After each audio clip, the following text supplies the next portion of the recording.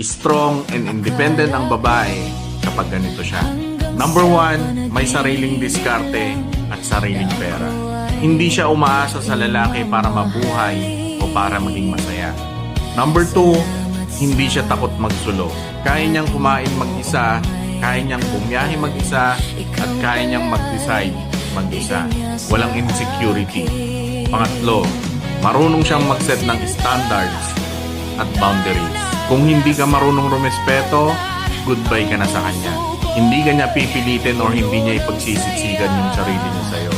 Pang-apat, hindi siya natitinag sa problema. Iyakin man pero tumatayo ulit. May mga plano siya at hindi siya basta-basta sumusuko. Pang-lima, alam niya kung ano ang halaga niya. Kung hindi siya pinapahalagahan or nararamdaman niya na hindi na healthy ang relasyon, umaalis na siya dahil alam niya